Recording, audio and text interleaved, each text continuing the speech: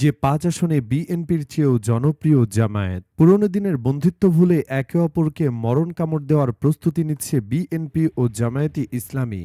ভোটের সমীকরণে বিএনপি অনেকটাই এগিয়ে, তবে বিভিন্ন বিশ্ববিদ্যালয়ের ছাত্র সংসদ নির্বাচনের ফল জামায়াতকে ইতিহাস গড়ার স্বপ্ন দেখাচ্ছে। ভোট ও জোটের হিসেবে বিএনপির চেয়ে পিছিয়ে থাকলেও জামায়াতও বেশ কিছু আসনে এগিয়ে থাকবে। পরিষ্কার করে বললে এমন কিছু আসন আছে যেখানে জামায়াতের প্রার্থীর কাছে পাত্তাও পাবে না বিএনপির প্রার্থীরা।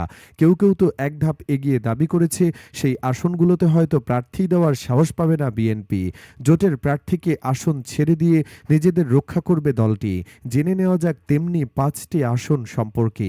দেখে নেওয়া যাক সেই আসন কোনগুলো আর প্রার্থী বা কে। ঢাকা ১৫, এই আসন থেকে নির্বাচন করার কথা রয়েছে জামায়াতের বর্তমান আমির ডক্টর শফিকুর রহমানের। রাজধানীর কাফরুল ও মিরপুর এলাকা নিয়ে গঠিত এই আসনকে জামায়াতের ঘাঁটি হিসেবেও বিবেচনা করা হচ্ছে। এই আসনে ডক্টর শফিকুর রহমানের সম্ভাব্য প্রতিদ্বন্দ্বী বিএনপির জাতীয় নির্বাহী কমিটির সদস্য হাসান মামুন কিংবা সাবেক যুবদল নেতা শফিকুল ইসলাম মিল্টন।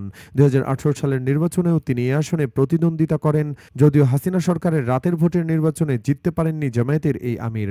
এ আসনে জামায়াতের অবস্থান এতটাই শক্ত যে দাবি করা হয় ডক্টর শফিকুর রহমানের বাহিরে দাঁড়িপাল্লা প্রতীকে যে কেউ ভোটে দাঁড়ালেও জিতে আসবে নিশ্চিত। চট্টগ্রাম ১৫, লোহাগাড়া ও সাতকানিয়া উপজেলা নিয়ে গঠিত এই আসনটি জামায়াতের একটি শক্ত ঘাঁটি হিসেবে পরিচিত। এই আসনে আগেও নিয়মিত জামায়াতের প্রার্থীরা জিতে এসেছেন, যদিও শেষ ৩ নির্বাচনে জামায়াতকে জিততে দেয়নি স্বৈরাচার হাসিনা সরকার। তবে এবারের প্রেক্ষাপট একেবারেই আলাদা।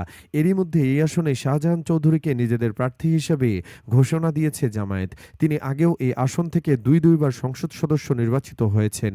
চট্টগ্রাম ১৫ আসনে বিএনপির সম্ভাব্য প্রার্থী উপজেলা বিএনপির সাবেক সাধারণ সম্পাদক মুজিবুর রহমান, দক্ষিণ জেলা বিএনপির সাবেক সাধারণ সম্পাদক অধ্যাপক শেখ মোহাম্মদ মহিউদ্দিন, সাতকানিয়া উপজেলা বিএনপির আহ্বায়ক জামাল হোসেন এবং লোহাগাড়া উপজেলা বিএনপির আহ্বায়ক নাজমুল মোস্তফা আমিন। এদের মধ্যে কারো বিরুদ্ধে লড়বেন শাহজাহান চৌধুরী। কুমিল্লা ১১, এ আসনে ২০০১ সালের নির্বাচনে প্রথমবারের মতো সংসদ সদস্য নির্বাচিত হন জামায়াতের নায়েবে আমির ডক্টর সৈয়দ আবদুল্লাহ মোহাম্মদ তাহের। আসন্ন নির্বাচনেও তিনি এই আসনে জামায়াতের প্রার্থী হিসাবে ভোটের মাঠে থাকবেন। ছাত্র শিবিরের সাবেক সভাপতি আবদুল্লাহ মোহাম্মদ তাহের বর্তমান জামায়াতের অন্যতম নীতি নির্ধারকদের একজন হেভিওয়েট প্রার্থী হিসেবে আগামী নির্বাচনে এই আসনে দৃষ্টি নিবন্ধিত থাকবে রাজনৈতিক পর্যবেক্ষকদের। কুমিল্লা ১১ আসনে ডক্টর সৈয়দ আবদুল্লাহ মোহাম্মদ তাহেরের মূল প্রতিদ্বন্দ্বী হতে যাচ্ছেন চৌদ্দগ্রাম উপজেলা বিএনপির সভাপতি কামরুল হুদা। আগেও এই আসনে জামায়াতের জনসমর্থন ছিল, বর্তমানে সেটা আরও বৃদ্ধি পেয়েছে বলেই জানা গেছে। পিরোজপুর ১, এটি জামায়াতের একটি ঐতিহাসিক ঘাঁটি হিসেবে পরিচিত। অনেকের কাছে আসনটি প্রয়াত আল্লামা দেলোয়ার হোসেন সাঈদীর আতুরঘর হিসাবে মনে করেন। আল্লামা দেলোয়ার হোসেন সাঈদী না থাকলেও এই আসনটিকে নিশ্চিত হিসেবে ধরে রাখছে জামায়াতে ইসলামী।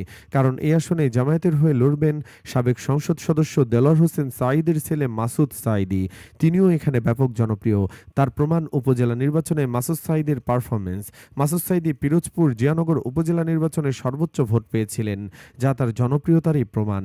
মাসুদ সাঈদী জামায়াতের একক প্রার্থী হলেও বিএনপির অন্তত ৬ জন প্রার্থী মাঠ চষে বেড়াচ্ছেন, যাদের মধ্যে আছেন নজরুল ইসলাম খান, অধ্যাপক আলমগীর হোসেনের মতো হেভিওয়েটরাও। খুলনা ৫, খুলনার ফুলতলা ডুমুরিয়া উপজেলা নিয়ে গঠিত খুলনা ৫ আসন। ২০০১ সালের নির্বাচনে এই আসন থেকে প্রথমবারের মতো সংসদ সদস্য নির্বাচিত হন জামায়াতের সেক্রেটারি জেনারেল অধ্যাপক মিয়া গোলাম পরোয়ার।